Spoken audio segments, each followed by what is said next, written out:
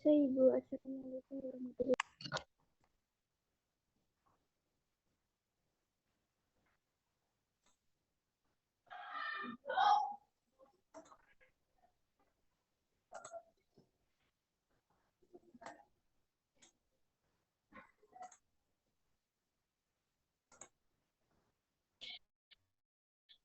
Kita sudah berapa kali pertemuan? Dua atau dua ya? Dua kali pertemuan ya? Halo? Dua, Ibu. Dua kali ya? Benar ya? Oke, kemarin ada tugas untuk ini ya, resep ya, resep salep ya. Saya tunjuk satu aja mahasiswa untuk dipaparkan ya tugasnya atas nama siapa ya? Ini ada Devina Nur Azizah, bisa respon? Bisa, Devina? Ibu. Oh ya, coba Mbak dipaparkan kemarin tugasnya dipresentasikan, kita bahas bareng-bareng.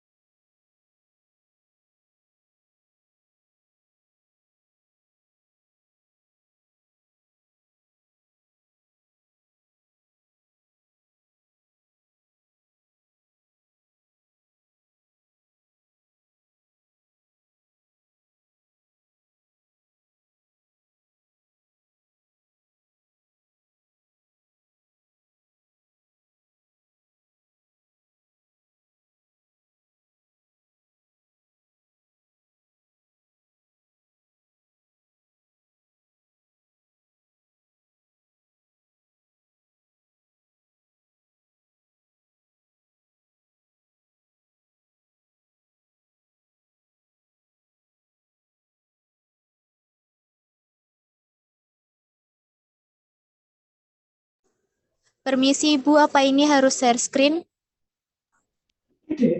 Iya Mbak, iya share screen.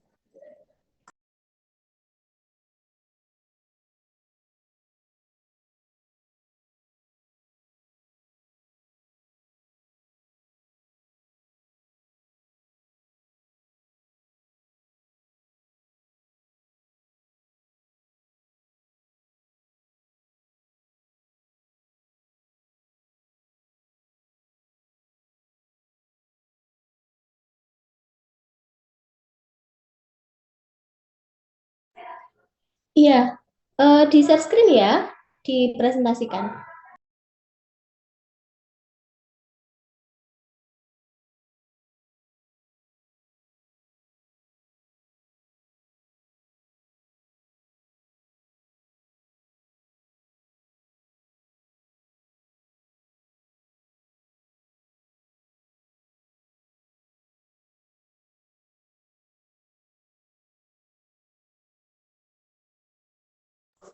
Sebentar, Ibu.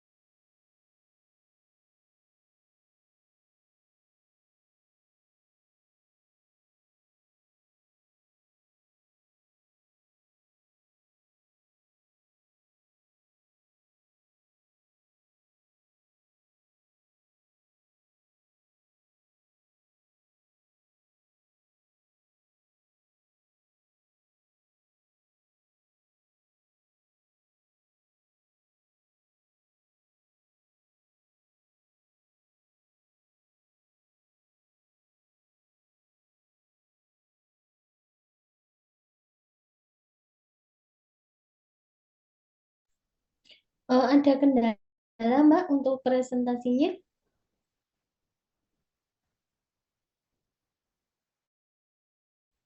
Halo, mohon konfirmasinya, Mbak Devina.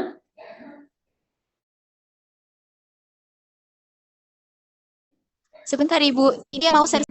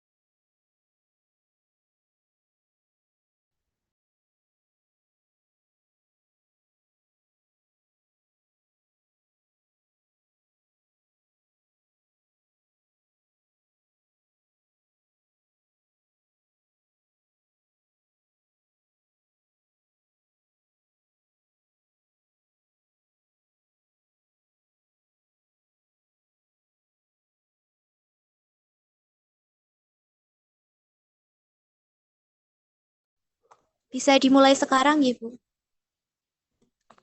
Silakan.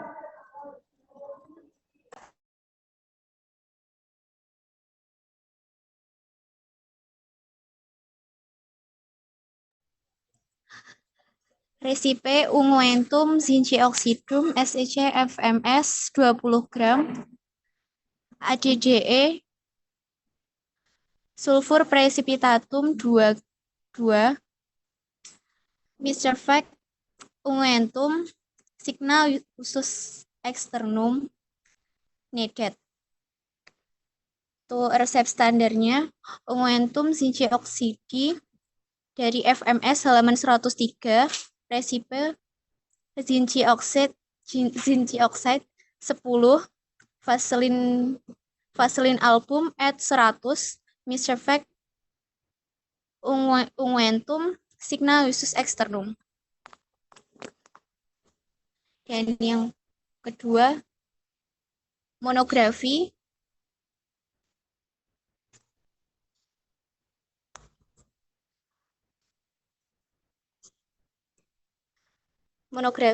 nama bahan zincioxidum pemerian serbu amorf sangat halus, putih atau putih kekuningan, tidak berbau, tidak berasa. Kelarutan praktis tidak larut dalam air dan dalam etanol 95% P. Larut dalam asam mineral encer dan dalam larutan alkali hidroksida. Khasiat antiseptikum lokal. Referensi Farmakope Indonesia edisi 3 halaman 636. Nama bahan yang kedua yaitu sulfur precipitatum. Pemerian tidak berbau dan tidak berasa. Kelarutan praktis tidak larut dalam air, sangat mudah larut dalam karbon disulfida pekat, sukar larut dalam minyak zaitun pekat, sangat sukar larut dalam etanol 95% pekat. Khasiat anti-skabies. Referensi Farmakope Indonesia edisi 3 halaman 591. Nama bahan obat yang ketiga yaitu Vaseline album. Pemerian masa lunak, lengket, bening, putih. Sifat ini tetap zat, dileburkan, dibiarkan dingin tanpa diaduk, tidak berbau, tidak berasa. Kelarutan praktis tidak larut dalam air dan dalam etanol 95% pekat, larut dalam kloroform pekat, dalam eter pekat, dan dalam eter minyak tanah pekat. Larutan kadang-kadang berovalensi lemah. Khasiat zat tambahan. Referensi Farmakope Indonesia edisi 3 halaman 633.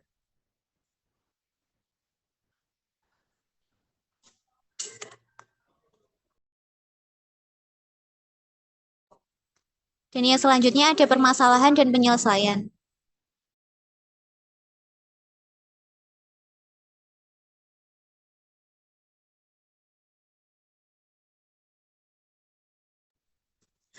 Untuk permasalahan yang pertama yaitu zinc oxide lambat laun akan menyerap CO2 dari udara sehingga mudah menggumpal dan sukar larut dalam air.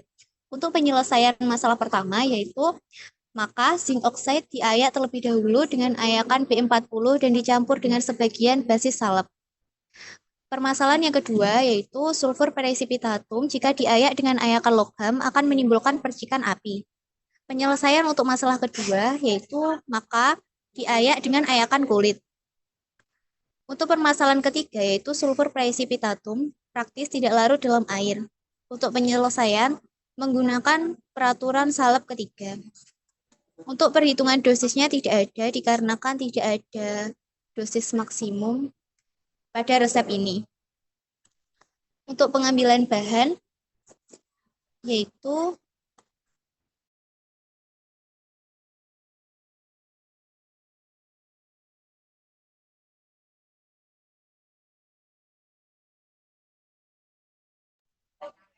untuk pengambilan bahannya yaitu zinc oxide 20 gram per 100 gram dikali 10 gram, yaitu didapatkan hasil 2 gram. Untuk pengambilan bahannya zinci oksidum.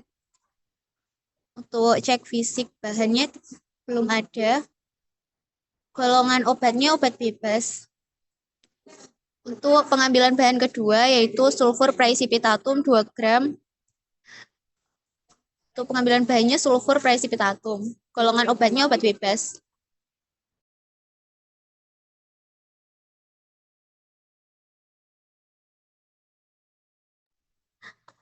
Nama bahan obat yang ketiga yaitu vaselin. 20 gram dikurangi 2 gram yaitu dihasilkan 18 gram. Untuk pengambilan bahannya vaselin album. Golongan obat adalah zat tambahan. Yang selanjutnya adalah prosedur kerja. Yang pertama, menyetarakan timbangan. Yang kedua, menimbang vaselin album 18 gram pada kertas perkamen dan disisihkan. Yang ketiga, membuat mortir panas dengan cara merendam mortir dan stemper air panas. Tunggu hingga dinding mortir terasa panas, kemudian buang air bekas rendaman dan lap mortir dan stemper sampai kering. Yang keempat, ayak sinci oksidum dengan ayakan B40 lalu timbang sebanyak 2 gram. Masukkan mortir, gerus halus. Yang kelima, menimbang sulfur praecipitatum yang telah diayak dengan ayakan kulit sebanyak 2 gram. Kemudian masukkan mortir, gerus homogen. Yang keenam, masukkan vaselin album ke dalam mortir, gerus homogen. Dan yang terakhir, masukkan pot salep dan beri etiket warna biru. Sudah, Ibu. Oke, ini tadi kalau dilihat dari permasalahannya, berarti peraturan salep nomor berapa yang diterapkan? Peraturan salep nomor 3, Ibu. Apa bunyinya?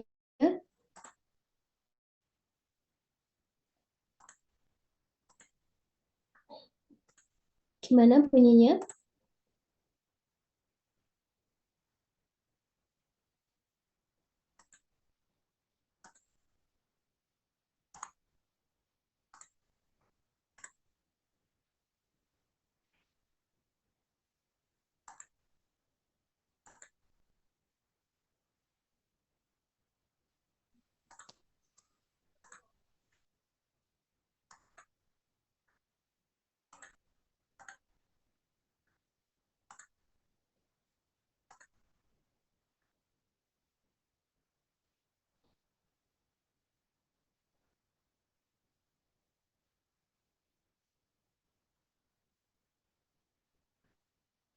Ada yang lain yang bisa bantu?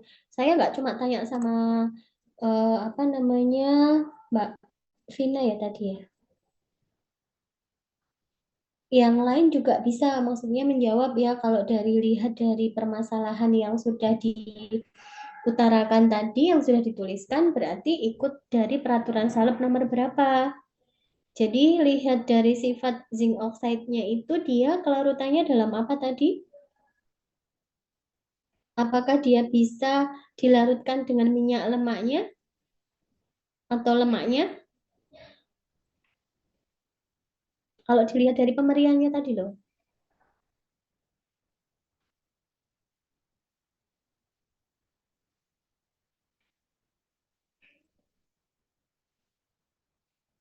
Gimana?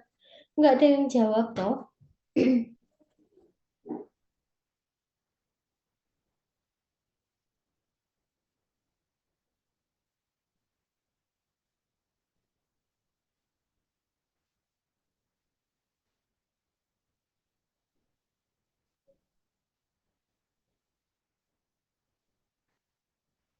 Coba peraturan syarat nomor satu bunyinya apa? Sudah saya ajari toh kemarin di pertemuan satu dan 2. Peraturan syarat nomor satu bunyinya apa?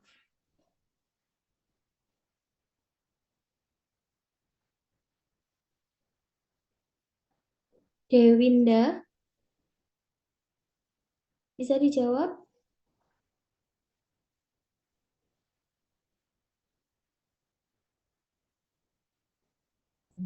Apa bunyi peraturan salep 1?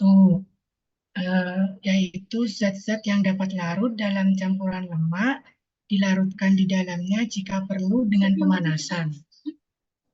Jika perlu dengan pemanasan. Kemudian kelarutannya zinc oxide tadi apa dalam pemberiannya?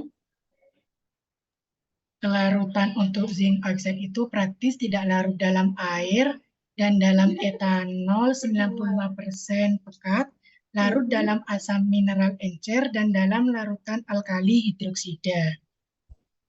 Lalu dalam alkali hidroksida. Oke. Nah, berarti zinc oxide ini untuk bisa dicampurkan dengan basis salepnya, berarti eh, masuk nggak kalau itu dalam kategori peraturan salep nomor 1?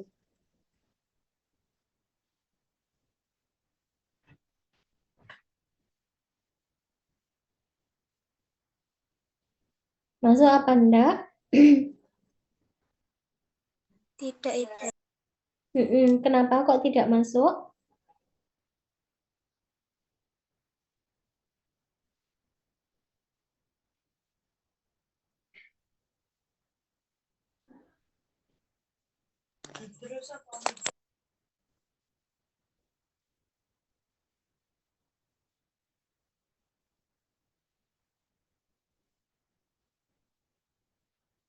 Halo? Karena tidak larut dalam campuran lemak, Ibu.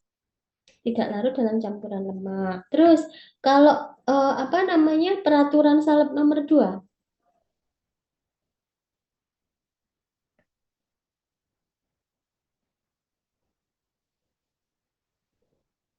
Apa bunyinya?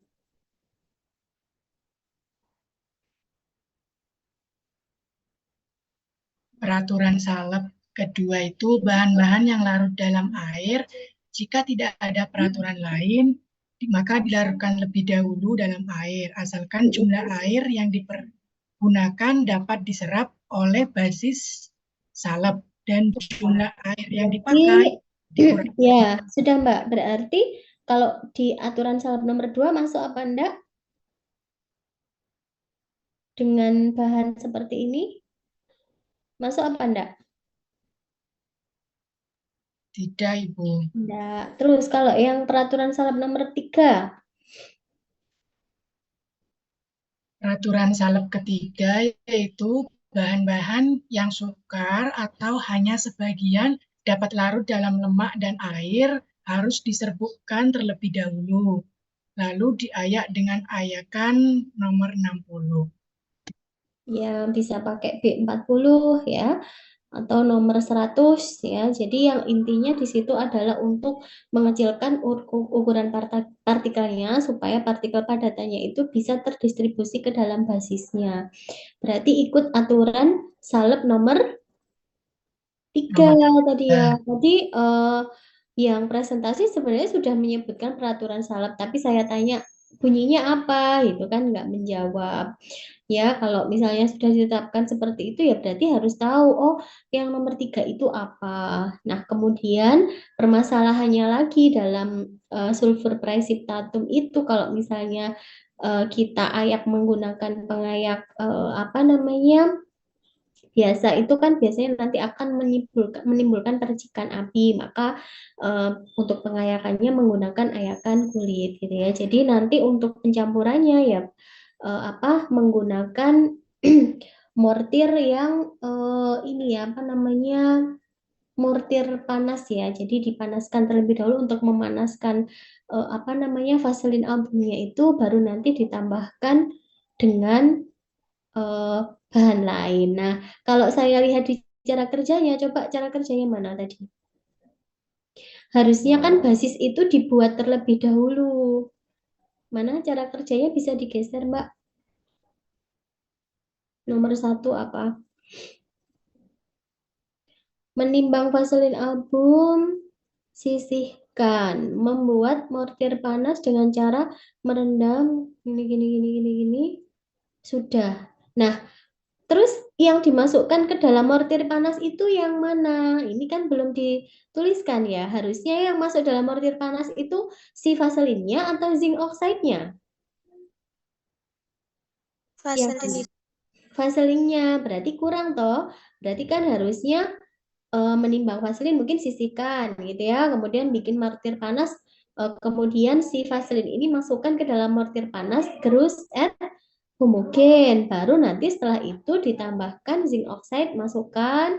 setelah nanti homogen tambahkan sulfur, masukkan, kemudian nanti ditambahkan sisa sisa vaselin albumnya. Nah, vaselin album yang digunakan di awal itu adalah sama bagian dari si zinc oxide-nya itu. Berarti kalau zinc oxide-nya tadi 2 gram ya berarti vaselin yang digunakan dalam mortir panas itu 2 gram. Sisanya sisihkan dulu gitu ya. Baru nanti ditambahkan terakhir. Oke, ada pertanyaan untuk resepnya?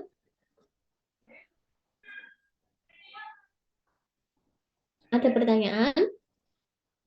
Kalau nggak ada bisa share screen-nya di close ya, saya lanjutkan materinya.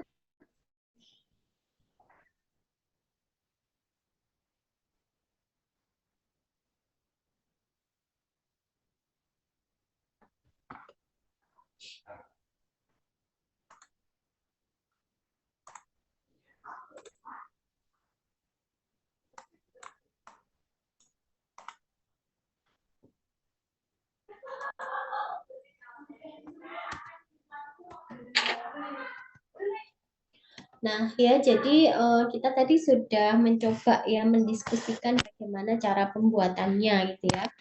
Nah, terkait dengan formulanya sebenarnya ini sudah kita bahas kemarin ya bahwa memang pada dasarnya untuk formulanya ini terdiri dari 3 ini ya, ada bahan aktif, vehikulum, dan bahan tambahan untuk salep itu. Nah, untuk bahan aktifnya itu tidak melulu bahan padatan aja, bisa berupa padatan, setengah padat maupun cairan. Nah, nanti gimana sih kalau dia berupa bahan padatan, basisnya harus bagaimana? Oh, kalau setengah padat, basisnya harus bagaimana? Kalau cair, nanti basisnya harus bagaimana? Karena itu nanti akan berpengaruh pada waktu proses ini ya, apa namanya, pencampuran, tahapan pencampuran, kayak gitu. Oh, ini nanti akan berpengaruh.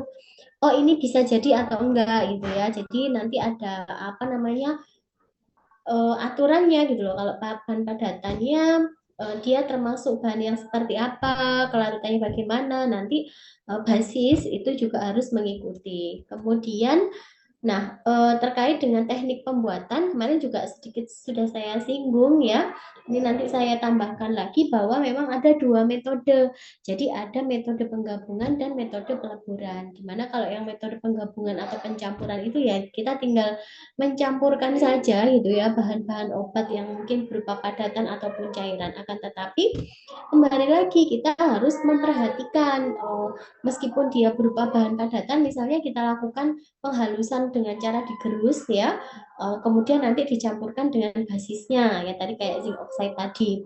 Kemudian kalau misalnya dia berupa bahan obat seperti mineral oil ataupun apa namanya kalau misalnya ada mineral oil ataupun gliserin, nah kita bisa tambahkan bahan obat tersebut ke dalam mineral oil atau gliserin, kemudian nanti baru ditambahkan dengan basis salepnya gitu ya. Nah, kalau misalnya ada bahan obat yang larut dalam pelarut, asalkan itu nanti tidak mempengaruhi stabilitas, nanti bisa dilarutkan terlebih dahulu dengan pelarut tersebut, jadi nggak masalah itu ya. Kemudian kalau misalnya penggabung itu tadi penggabungan kalau dia berupa padatan, misalnya serbuk kayak gitu ya. Tapi kalau dia berupa cairan, maka apa yang harus dilakukan? Nah, kembali lagi kita akan memperhatikan gitu ya terkait dengan basis salep yang dipilih. Jadi kalau misalnya apa itu kalau misalnya untuk larutan obat apa namanya obat itu yang mungkin di dalam formulanya itu ada basis yang dia sifatnya berupa basis salep serap yang kemungkinan dia ada kandungan airnya kayak lanolin kayak gitu ya. Nah, maka kita bisa menggunakan air yang ada di dalam lanolin tersebut untuk bisa melarutkan obat yang mungkin kelarutannya dalam air adalah sekian persen gitu ya. Jadi kita bisa menggunakan pemilihan tersebut. Kemudian kalau misalnya ada dalam formula itu ternyata dia di formulanya menggunakan basisnya itu dia sifatnya hidrofobik. Nanti kalau misalnya dia menggunakan hidrofobik ini tetap dipakai, nanti justru akan memberikan efek bahwa larutan campurannya itu akan berair. Nah, maka sebagai basis untuk menghindari tersebut, basisnya ini bisa diganti dengan basis yang dia sifatnya hidrofilik dengan jumlah sama berat, gitu ya.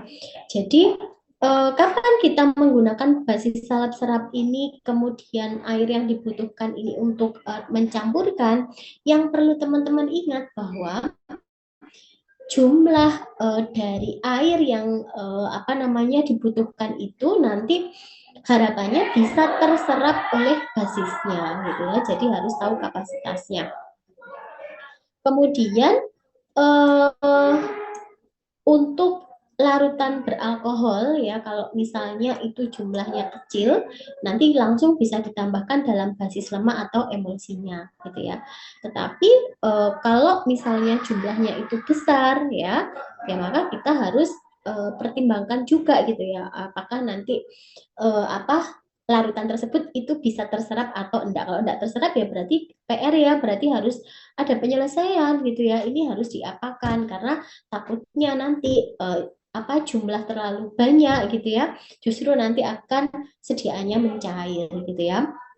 Kalau misalnya ada basis salep ditambahkan air, nanti kan salepnya itu yang terbentuk jadi seperti melunak dan semi cair gitu ya. Nah, untuk mengakali hal tersebut, maka kita bisa menambahkan bahan yang dimana dia memiliki kepekatan yang tinggi gitu ya. Jadi ditambahkan dalam larutan pekat ataupun padat gitu. Di sini sebagai contoh ada balsam peruvianum di mana dia memang untuk balsam peruvianum ini sulit sekali dicampur dengan basis salep gitu ya. Nah, untuk bisa mencampurkannya dengan basis salep tersebut, kita bisa combine yaitu dengan cara melakukan penambahan oleum ricini sejumlah sama berat dari balsam perunya, baru nanti ditambahkan dengan basis salepnya. Nah, karena si balsam peru ini dia sifatnya mudah menguap gitu ya, maka penambahan balsam peru pun ini juga nanti di paling akhir gitu ya. Kemudian kalau dengan metode peleburan itu yang seperti apa gitu ya. Jadi bahan atau basis salep yang mungkin dia berupa padatan atau setengah padat, kalau misalnya kita mau campurkan kan itu harus dilelehkan terlebih dahulu. Maka ketika ada basis yang seperti itu, bahan obat tertentu yang dia butuh pemanasan, maka kita bisa menggunakan metode peleburan ya. Jadi yang dipilih adalah metode peleburan di mana semua atau sebagian komponen salep ini nanti harus dilelehkan bersama, baru nanti diaduk sampai konstan dan dingin ya. Jadi akan tetapi tidak semua komponen itu harus semua dipanaskan gitu ya. Kenapa? Ada beberapa bahan tertentu yang ketika dipanaskan itu justru nanti akan menguap atau mungkin kehilangan kestabilannya gitu ya. Maka penambahan bahan untuk bahan-bahan tersebut itu di paling akhir. Jadi setelah bikin basis, tambahkan bahan obat, sudah homogen baru nanti ditambahkan bahan tersebut gitu ya. Jadi ditambahkan paling akhir setelah basis benar-benar dingin gitu. Nah, terkait dengan titik lebur ya, kalau ternyata basis yang digunakan itu lebih dari satu gitu, dengan titik lebur yang berbeda-beda, apa yang harus dilakukan? Berarti kalau untuk titik lebur yang rendah, ini berarti harus dileburkan terlebih dahulu, baru nanti ditambahkan bahan lain yang dia memiliki titik lebur yang tinggi, gitu ya. Jadi ini biasanya digunakan pada waktu proses emulsifikasi pada waktu pembuatan sediaan krim. Kemudian apabila ini ada komponen yang tidak larut air, ya, maka kan berarti nanti ada fase air, ada fase minyak kan begitu. Berarti nanti ini sama-sama dipanaskan pada suhu yang sama gitu ya, antara 70 sampai 75 derajat Celcius. Ya, jadi nanti setelah itu, setelah diangkat, ini pun juga harus setelah terbentuk korpus ya ditambahkan fase airnya ke dalam fase minyaknya itu sedikit demi sedikit sambil diaduk. Setelah itu nanti dipindah ke mortir, diaduk lagi sampai dingin dan membeku gitu. Jadi apa namanya tidak boleh dibiarkan pada waktu panas karena nanti akan menggumpal. Nah, sama halnya seperti tadi untuk bahan-bahan tertentu seperti minyak atsiri, damar yang memang notabene mereka mudah menguap, maka dimasukkannya atau ditambahkannya dalam formula itu adalah terakhir atau setelah basis benar-benar sudah dingin. Jadi tidak terganggu oleh suhu yang tinggi. Itu kalau untuk namanya pencampuran. Nah, jadi ada dua kategori yang perlu kita pertimbangkan, basisnya, kemudian sifat kimia dari bahan obatnya yang harus kita perhatikan. Nah, ini selanjutnya adalah pedoman cara pembuatan salep. Tapi sebenarnya ini kurang lebih sama seperti apa namanya peraturan salep 4 gitu ya, 4 peraturan salep yang dari Van Wien. Jadi kalau ini diambil dari Farmakope Nederland ya, edisi 5 dan 6 ya. Jadi memang kalau untuk farmakop dari Farmakope Nederland dari pH 5, jadi untuk bahan-bahan yang larut dalam dasar salep, larut dalam air gitu ya, atau bahan yang sukar atau tidak larut dalam air, atau mungkin salep yang dibuat dengan jalan mencairkan gitu ya. Jadi ada 4 komponen ini yang teman-teman harus perhatikan ya. Jadi kalau memang larut dalam unsur salep ya monggo langsung tambahkan. Kalau ternyata dia larut dalam air, ya berarti mau tidak mau kita harus larutkan dalam air dulu nih. Nanti baru ditambahkan bahan lain. Nah, PR-nya apakah air yang digunakan itu nanti bisa terserap? Nah, itu adalah tugas Anda gitu ya. Oke, sampai di sini ada yang ditanyakan. Mohon untuk yang belum on cam silakan on cam dulu. Saya tunggu.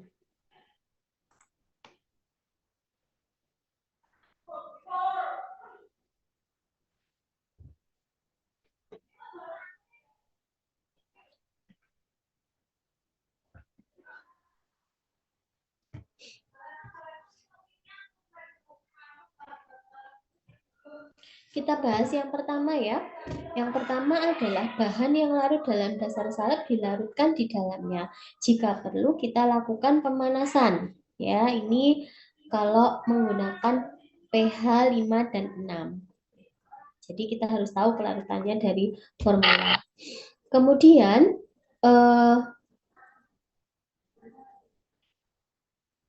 Kemudian untuk ini ya bahan, jadi yang ini keterangannya untuk yang larut dalam dasar salep. Jadi untuk bahan obat yang dimana dia memang larut dalam lemak daripada dalam vaselin gitu ya. Nah maka bahan obat tersebut itu harus dilarutkan dulu dengan minyak lemaknya sebelum ditambahkan ke dalam basis gitu ya. Jadi nah ini. Jadi kalau misalnya nih apa namanya dalam formula itu, misalnya di situ ada basis, di situ ada minyak lemak, tapi ternyata bahan obatmu itu dia bisa larut dalam lemak tersebut, minyak lemak tersebut. Nah, maka kita tambahkan dulu nih bahan obat dengan minyak lemaknya untuk bisa dilarutkan, baru nanti setelah terbentuk kelarutan bahan tersebut kita tambahkan dengan basis, baru ditambahkan dengan basis yang sesuai gitu ya. Nah, kemudian kalau misalnya di dalam dasar salep yang digunakan itu kita menggunakan vaselin, nah maka berapa jumlah vaselin yang ditambahkan? Makanya tadi saya bilang ditimbang ditambahkan vaselin sama banyak, masukkan mortir gerus sampai homogen gitu ya, sejumlah baru nanti sisanya ditambahkan. Karena ini dari Farmakope Nederland seperti ini, bahan obat digerus halus dan ditambahkan vaselin AA. Vaselin AA ini berarti sejumlah yang sama, baru nanti tambahkan sisa vaselinnya. Ya, jadi kalau misalnya nanti ada bahan-bahan yang mungkin juga perlu perlakuan khusus ya, butuh dilarutkan, yaitu harus dilarutkan terlebih dahulu. Kemudian sama halnya untuk obat-obat yang mungkin dia sifatnya mudah menguap ya, tadi contohnya ada damar, kemudian ada minyak aciri. Nah, itu kita memasukkannya adalah paling terakhir gitu ya, untuk mencegah terjadinya penguapan. Nah, tadi kalau misalnya ternyata dalam formula itu ada dia mengandung air atau gliserin. Nah, kita lihat dulu kelarutan bahan obatnya dalam apa. Kalau misal dia bisa dicampurkan dalam air dan ataupun gliserin, ya nggak masalah, kita buat aja sebagai bahan bakunya apa, tambahkan air dan gliserin untuk membantu kelarutan, baru nanti ditambahkan dengan basi sedikit demi sedikit. Itu ya. Tadi yang yang pertama. Untuk bahan ini ya tadi ya, untuk bahan yang larut dalam dasar salep ya, bahan yang larut dalam dasar salep. Kemudian yang kedua adalah bahan yang mudah larut dalam air ya. Jadi kalau misalnya ada bahan yang mudah larut dalam air, maka apa yang harus dilakukan gitu ya, padahal kita nih mau bikin resepnya itu untuk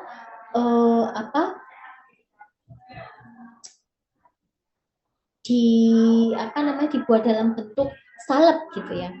Nah, padahal ada persyaratan salep itu tidak boleh terlalu encer ya. Ada dalam viskositas tertentu supaya apa? Supaya nanti bisa terpenuhi uji daya sebarnya, uji homogenitasnya, uji daya lekatnya. Nah, kalau tidak sampai dari pengujian itu tidak memenuhi persyaratan, ya produk Anda ini nanti jadi produk gagal yang tidak bisa diproduksi gitu ya.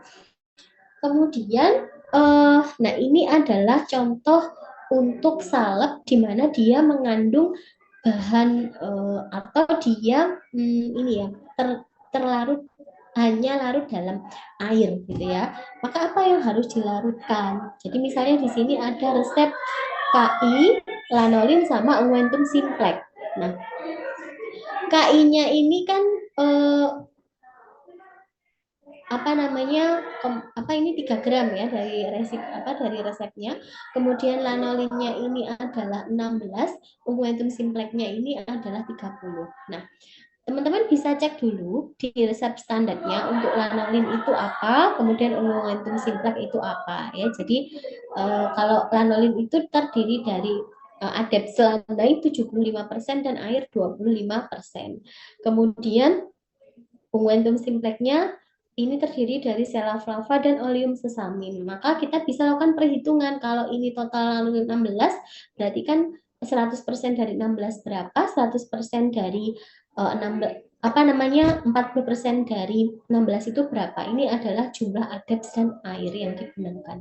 Karena KI ini dia mudah larut dalam air, maka si KI ini dilarutkan dengan air yang terdapat dalam lanolin. Setelah itu nanti baru ditambahkan unguentum simplex yang dalam hal ini dia fungsinya adalah sebagai basis salep. Oke, ada pertanyaan? Silakan.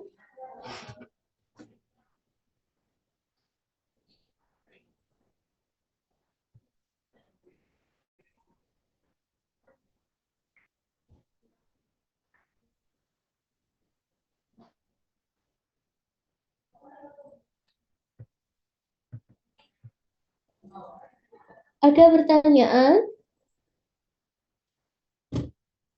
Nggak ada, saya lanjutkan.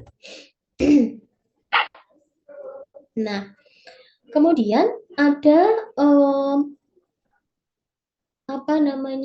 tadi ya salep yang memang dia menyerap air, tadi contohnya lanolin, tadi sudah saya kasih contohnya gitu ya. Ini tidak perlu. Nah, ada lagi mungkin ada bahan-bahan yang ketika dilarutkan dengan air itu sebenarnya larut. Akan tetapi air yang ada dalam sediaan tersebut itu justru nanti akan bereaksi dengan antibiotiknya itu yang notabene nanti menyebabkan mungkin sediaan itu menjadi tidak stabil. Artinya mungkin secara fisika kimia dia tidak stabil ketika ditambahkan dengan air dalam waktu yang lama. Maka untuk hal-hal tersebut kita juga harus menghindari ya, kita tambahkan bahan yang lain untuk bisa mendistribusikan ke dalam basis salepnya ya. Jadi kita tidak melarutkan dalam air ya. Jadi ini bahan-bahan yang dia bereaksi tidak dilarutkan dalam air. Jadi nanti kita pilih pelarut yang lain. Gitu. Nah, selanjutnya adalah untuk bahan-bahan yang sukar atau tidak larut dalam lemak dan air. Nah, ini tadi sesuai dengan peraturan yang nomor 3 tadi ya, yang sudah dikerjakan tadi, bahwa memang harus dilakukan pengayakan terlebih dahulu untuk zinc oxide-nya, baru nanti ditambahkan dengan vaselin album. Gitu. Kemudian apabila ya ada salep-salep yang memang dia dibuat dengan jalan mencairkan atau apa namanya memang dalam dilelehkan gitu ya, maka harus dilakukan apa namanya pengadukan sampai dingin ya kan, kurang lebih sama ya.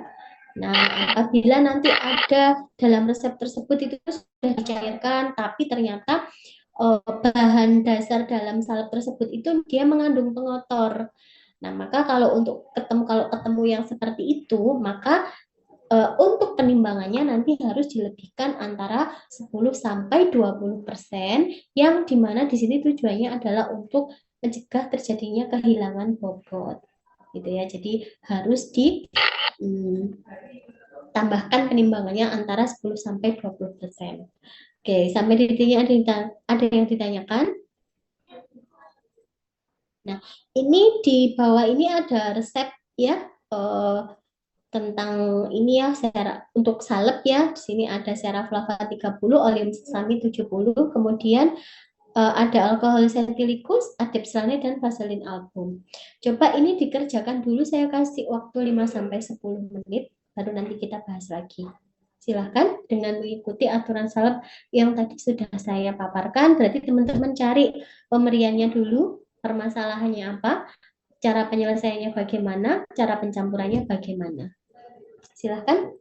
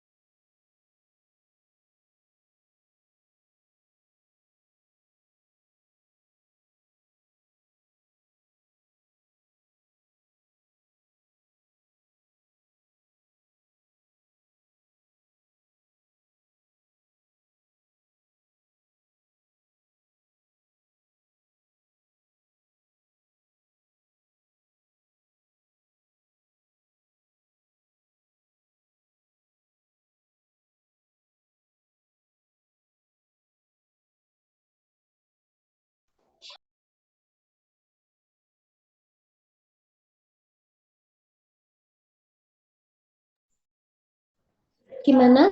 Ada yang sudah selesai?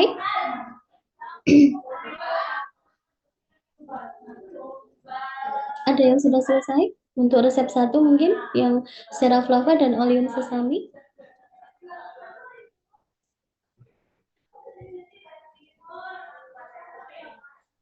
Mungkin ini aja secara sekilas, nggak perlu detail pemberian masing-masing gitu ya. Mungkin diungkapkan aja permasalahannya apa, kemudian penimbangannya bagaimana, penyelesaiannya seperti apa, terus metode pencampurannya bagaimana. Jadi nggak perlu nulis yang ini aja, yang detail banget gitu ya. Mungkin bisa disampaikan yang resep 1 dulu, silahkan. Sera flava ini bentuknya apa toh secara organoleptis?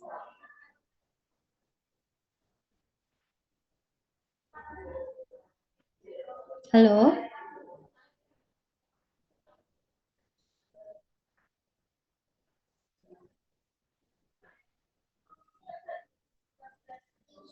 Ada yang bisa konfirmasi? Sera flava bentuknya apa? Daripada itu. Kenapa?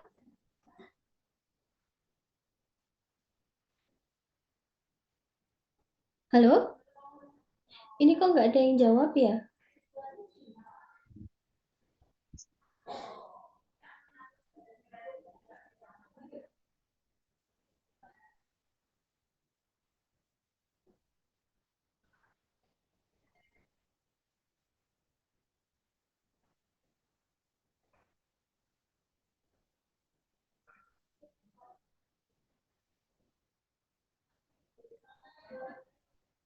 Halo, gimana teman-teman? Ayo, saya cuma tanya sifatnya ini dulu. Sera flava, kok nggak ada yang jawab?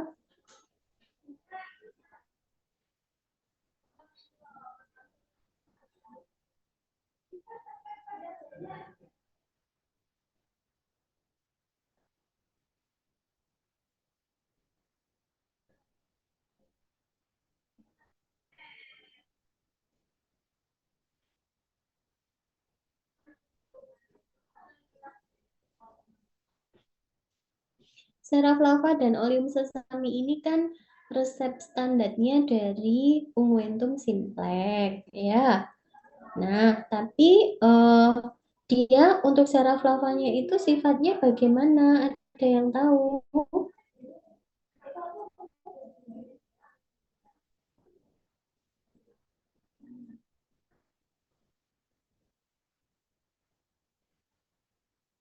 Ayo, Mbak Amara.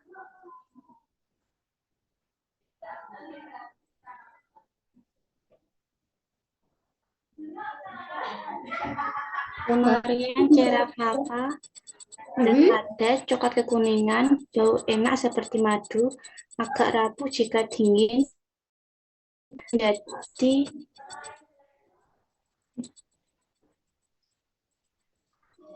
menjadi elastik jika hangat dan bekas patahan buram dan berbutir-butir. Jadi kalau dilihat dari apa namanya organoleptisnya si Sera flava berarti ini bisa pembuatannya pakai penggabungan langsung atau butuh pelelehan atau butuh peleburan. Yang mana?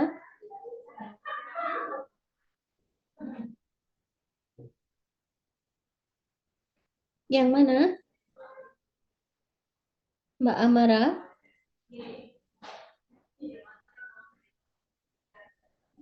Peleburan, Bu.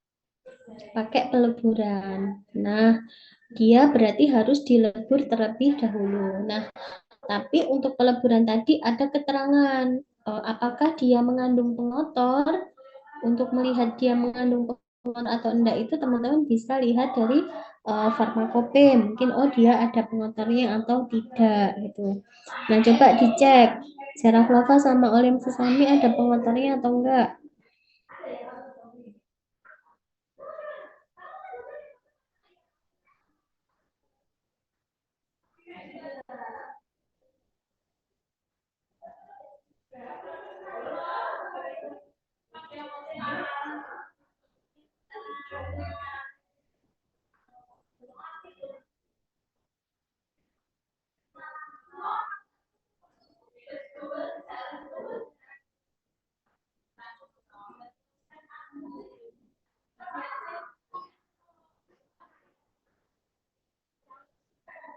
Gimana? Apakah butuh dilebihkan?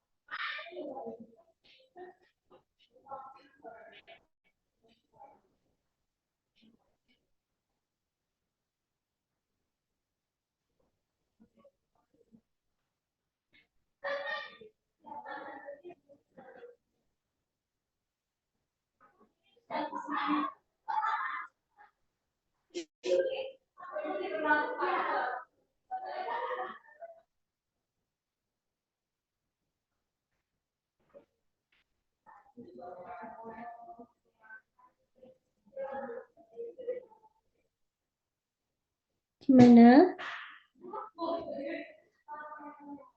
Sudah dicari ketemu atau enggak?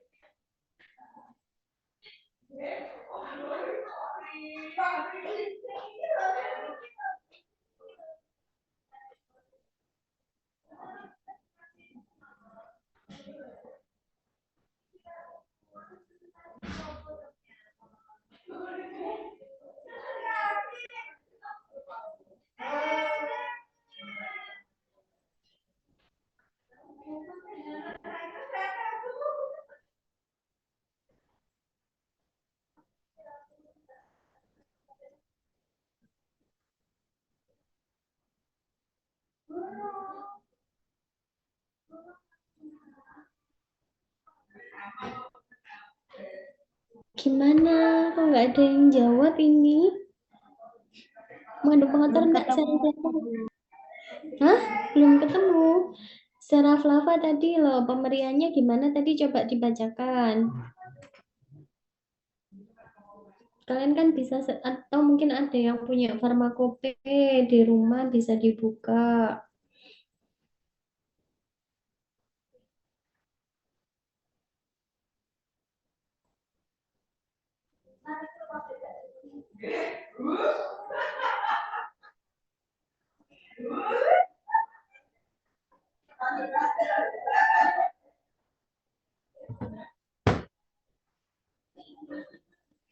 Kemudian nanti silahkan dicari ya. Jadi nanti seperti ini contohnya Sera Flava gitu ya. Sera Flava nanti silahkan kalian cari pemberiannya seperti apa. Nah, dia kan kalau misalnya dilihat dari organoleptisnya, ini kan dia berupa padatan, maka harus dilakukan peleburan terlebih dahulu. Nah, karena dia butuh dilebur gitu ya, butuh dilebur, maka kan harus dipanaskan pada suhu tertentu. Nanti kita cek di saraf lava itu dia titik leburnya berapa, kemudian dia boleh dipanaskan pada suhu berapa gitu ya. Nah, setelah itu nanti untuk oleum sesami ya, karena ini dia sifatnya adalah minyak apa namanya apa namanya, kalau misalnya dengan pemanasan dia nanti menguap gitu ya, maka penambahan oleum sesami itu pada waktu setelah dingin ya. Jadi secara flava setelah diencerkan, dipindahkan ke mortir, kemudian tambahkan alum sesami sedemi sedikit, kemudian diaduk et homogen.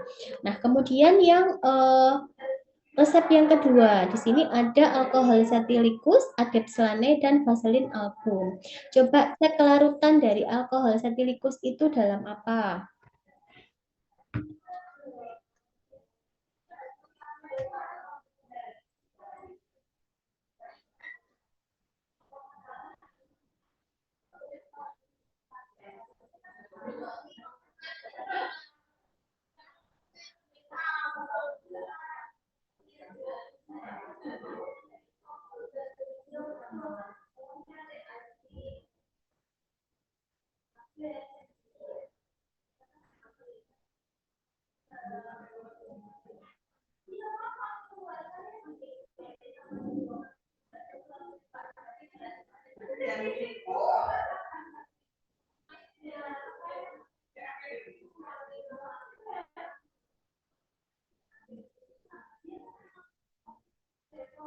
Gimana dia bentuknya apa?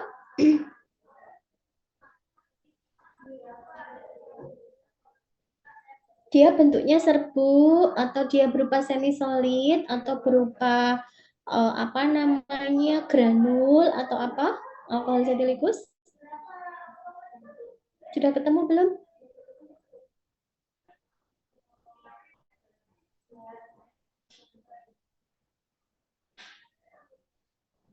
Gimana?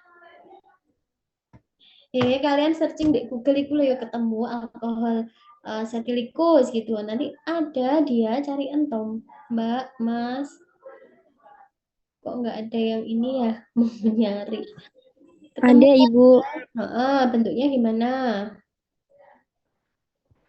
Bentuknya serpihan putih atau granul seperti lilin, berminyak, memiliki bau dan rasa yang khas. Kelarutannya dalam apa?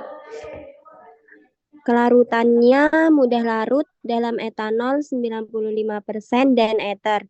Kelarutannya meningkat dengan peningkatan temperatur serta tidak larut dalam air.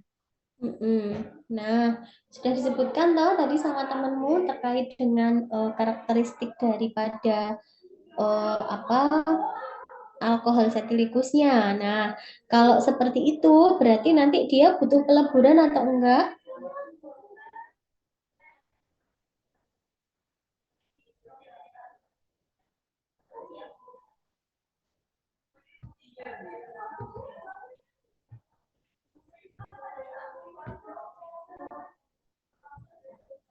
Gimana?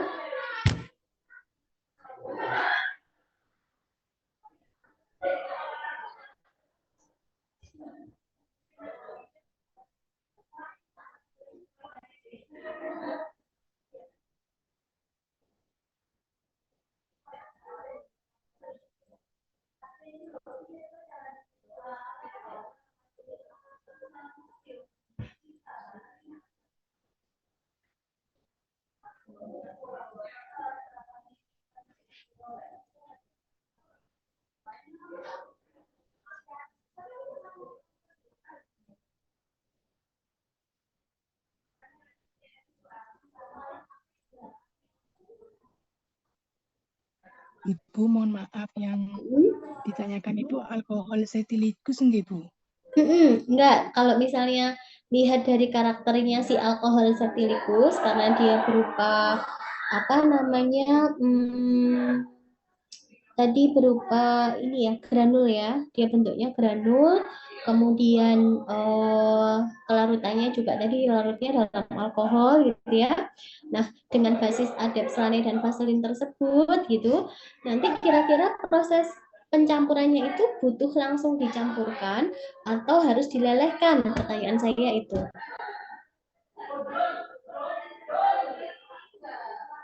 Gimana? Menurut saya tidak memerlukan peleburan, Ibu, karena Kenapa? di kelarutannya itu mudah larut dalam etanol 95% dan ether. Nah, etanol 96%, tapi dia harus ditambahkan dalam adepselane dan vaselin album. Nah, apakah vaselin album dan adepselane ini nanti apakah tidak berinteraksi dengan pelarutnya?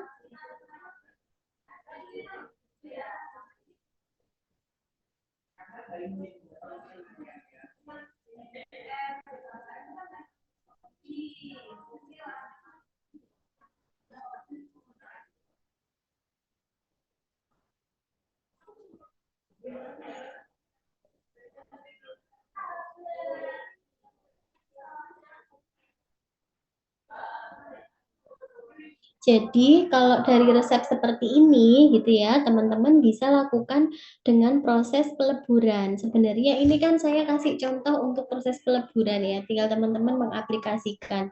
Jadi si alkohol, adepsane, dan vaselin album ini bisa teman-teman panaskan di atas cawan porselen, kemudian nanti diaduk terus sampai dingin, nanti sampai terbentuk bentuknya kenyal seperti kuning seperti vaselin gitu ya. Jadi nanti memang ini butuh proses peleburan, tidak bisa langsung dicampurkan melihat karakter daripada si alkohol setilikusnya ini. Dan di mana di sini untuk penambahan dengan vaselin dan adex pun ini juga butuh pemanasan gitu ya. Jadi ini harus dilakukan dengan proses peleburan gitu.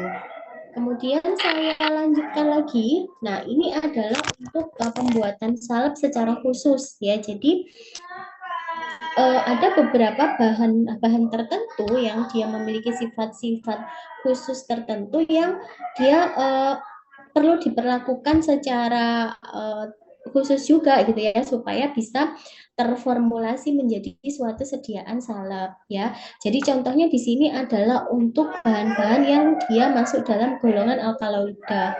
Jadi kalau misalnya ada garam yang dia sifatnya alkaloid, nah mungkin dengan kita tambahkan air sedikit itu bisa larut, maka kita cukup ditambahkan ke dalam dasar salep, dan mungkin juga kita bisa pilih dasar salep serap gitu ya, bisa menyerap air yang digunakan untuk melarutkan.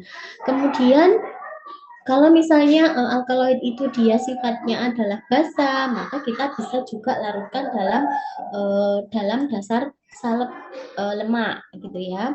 Nah, kemudian kalau misalnya di situ adalah garam alkaloid dia berupa sebuah padatan atau serbuk. Nah, ini nanti ditambahkan juga ke dalam dasar salepnya. Nah, di sini sebagai contoh untuk alkaloidnya itu ada atropin sulfat sebesar 0,25% dengan ada tambahan aqua ini sebagai pelarutnya gitu ya. Kemudian ada adepslane dan vaselin flavum ini adalah basisnya, di mana basis adepslane ini dia punya kelebihan, dia bisa menyerap air gitu ya. Jadi beruntung sekali. Jadi di sini nanti tinggal larutkan saja atropin sulfatnya tadi dengan air, terus kemudian airnya itu diserap oleh adepslane, baru nanti ditambahkan dengan vaselin flavum ini sedikit demi sedikit seperti itu. Kemudian untuk resep dengan bahan aktif balsam peruvianum ya, balsam peruvianum di sini merupakan bahan yang dimana dia memiliki sifat yang mudah menguap, kemudian juga sukar untuk tercampur gitu ya. Nah, ini untuk pemilihan dasar salepnya kita bisa misalnya gini, kalau misalnya untuk obat dengan balsam peruvianum untuk bisa mencampurkan dengan basis, maka kita bisa tambahkan oleum ricini sejumlah bagian dari balsamnya. Supaya nanti si balsam peruvianum itu bisa terlarut dalam dasar salepnya. Di sini yang digunakan sebagai dasar salepnya adalah dasar salep hidrokarbon ya. Jadi yang perlu diingat lagi untuk balsam peruvianum karena dia ini mudah menguap gitu ya, maka pada waktu pembuatan formula salep maka dia ditambahkannya setelah masa salep itu sudah dingin. Jadi sudah dicampur-campur-campur, mungkin perlu pemanasan gitu bagian lain gitu ya. Nah, nambahkannya si balsam peruvianum ini adalah ketika salep tersebut dalam keadaan dingin gitu. Jadi contohnya di sini ada prokain HCl dengan tambahan balsam peruvianum dan oleum ricini, dan sebagai basisnya ada unguentum simplex ya, dengan Et10 ya. Kemudian ada nomor 3 obat dengan antibiotik gitu ya. Jadi ada obat golongan antibiotik itu misalnya pun dia sebenarnya itu dengan air itu mudah terlarut gitu ya, akan tetapi ketika nanti dia dengan penyimpanan dalam waktu tertentu justru nanti akan terurai gitu ya, karena antibiotik itu akan terurai dalam larutan air, sehingga dasar salep yang digunakan adalah dasar salep golongan anhidros atau hidrofobik untuk mencegah terjadinya ini ya. Jadi kalau misalnya di situ ada antibiotik tetapi dia menggunakan dasar salep yang bukan golongan hidrofobik gitu ya, ya pasti dalam tanda tanya nanti kira-kira ini akan seperti apa, butuh air atau enggak, nah, gitu. Kemudian ada lagi iodium ya. Jadi si iodium ini dia tidak larut air tetapi dia larut dalam ether. Nah, nanti untuk mencampurkan iodium ini kita bisa gitu ya, ditambahkan iodium itu ditambahkan dengan ether, baru nanti ditambahkan dengan bahan dasar salepnya, atau bisa dikerjakan sesuai unguentum iodii ya. Jadi nanti iodium ini kan kalau dengan larutan pekat gitu ya, iod ini kan dia larutan pekat ya, si kalium iodida ini kan dia larut dalam aqua gitu ya. Jadi nanti Ki ini harus dilarutkan terlebih dahulu, kemudian baru ditambahkan ke dalam iodiumnya, baru nanti setelah homogen, baru ya nanti ditambahkan dengan basisnya, dalam hal ini adalah unguentum simplex gitu. Nah, ada pertanyaan untuk beberapa materi tadi terkait dengan bahan-bahan khusus yang memang dia memiliki perlakuan khusus ketika kita meresepkannya gitu ya, membuat formula resepnya gitu ya. Jadi di sini tadi ada satu, ada contoh ya, dua resep ya, ada 3, 4, 5, ada 5 resep yang teman-teman harus kerjakan ya. Minta tolong nanti dikerjakan dalam buku, di buku nanti silakan dibuat sampulnya sama warnanya, nggak perlu tebel-tebel bukunya. Kemudian karena ini tadi dalam diskusinya kurang jalan ya, saya kasih tugas aja, ini dikerjakan resepnya, tahapannya seperti kemarin ya. Jadi harus dicari dulu pemerian, kemudian yang kedua masalahnya apa, kemudian yang ketiga penyelesaian masalahnya seperti apa, kemudian nanti penimbangannya bagaimana, terakhir nanti metode pencampurannya seperti apa, atau metode cara kerjanya bagaimana. Jadi untuk 5 resep tersebut nanti dikumpulkan kita jadwal maksudnya jadwal sesuai OASISnya hari apa ya? Memang hari Rabu, Ibu. Hari Rabu jam sekian ini.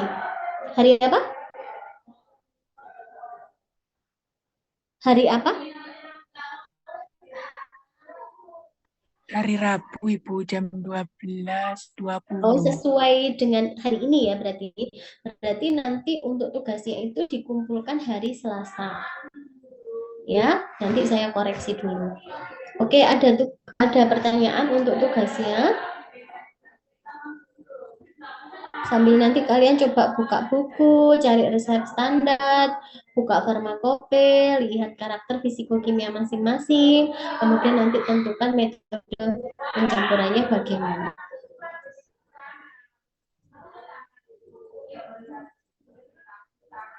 Oke, kalau tidak ada pertanyaan, mungkin saya cukupkan sekian dulu pertemuan kita pada siang hari ini. Ibu, Gimana Mbak yang di sini soalnya ruame? Gimana? yang ini boleh dikirimkan Ibu.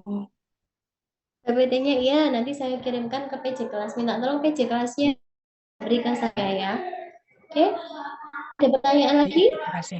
Atau mungkin saya kirimkan di ini aja chat Zoom ya. Sebentar, saya Oke, kirimkan di Ibu sini. di Zoom.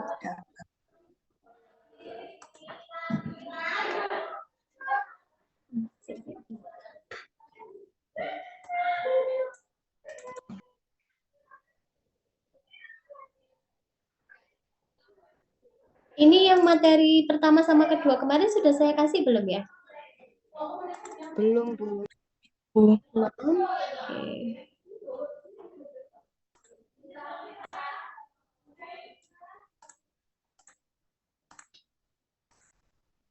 Ya.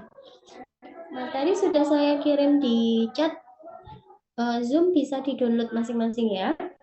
Oke, kalau tidak ada pertanyaan, saya cukupkan sekian dulu materi dari saya untuk hari ini. Ada kurang lebihnya mohon maaf.